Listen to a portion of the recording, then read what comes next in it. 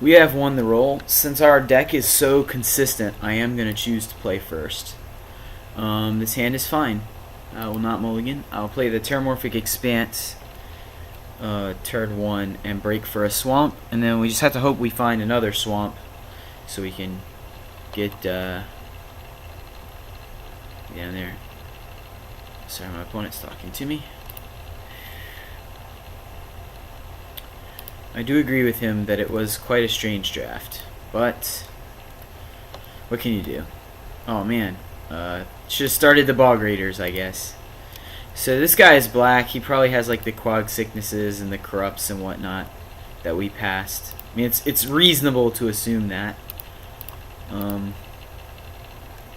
Yeah, if we can just draw another land anytime, we will be okay because we'll have Cudgel Troll. Although Cudgel Troll isn't that great against black. There's a lot of stuff that just offs it.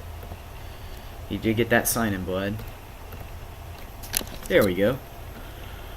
Well, that Sign in Blood kind of ruins our Spectre mojo, but we're going to play it anyway because it's a Gloom Hunter, and he's going to be, you know, already at 17, so...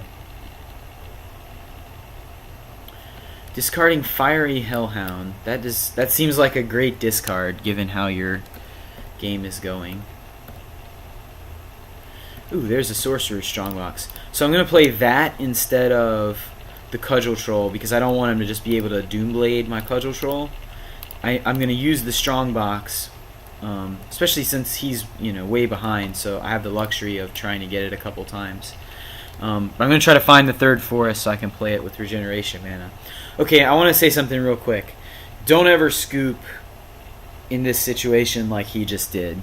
Because if you do that, like he would have seen, oh, this guy has Cudgel Troll. Oh, this guy has, you know, he would have gotten to see a lot more of my deck. Like, it's okay to be frustrated. Mana screw happens. But you should, like, once you realize you're going to lose a game, you should salvage as much as possible from that game. How much information can I get? How much, you know, just see how your opponent taps their mana. You know, any information you can pick up is really important.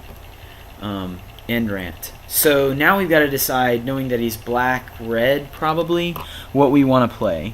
Bog Raiders can be fine.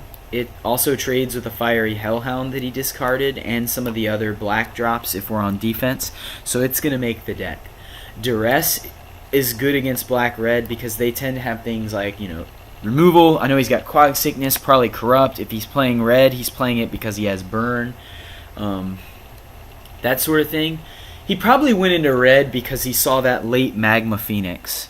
So that's a good thing. That's a good thing for us to remember. Generally, 1-for-1s like Hornet Sting and stuff like that are not good against black-red. Blinding Mage probably isn't going to be that good either, but we're still going to play it. Yeah, so we've got to cut another card. I'm going to leave this one Plummet in. Although black-red doesn't have a whole lot of flyers. Yeah, I'll just cut the Plummet so that I can play the Duress and the Bog Raiders. Basically, I'm cutting two iffy removal spells because in black-red tends to be grinded out with a lot of removal. So like your 1-for-1s are not as good when they're playing like Sign in Blood and Liliana Spectre and things like that. If he has like the Pyromancer, then I'll really regret this, but I still have a Stabbing Pain and some other removal, and I think given what we do know, the very little we do know about his deck, and the very little he now knows about ours, I think that's the best play.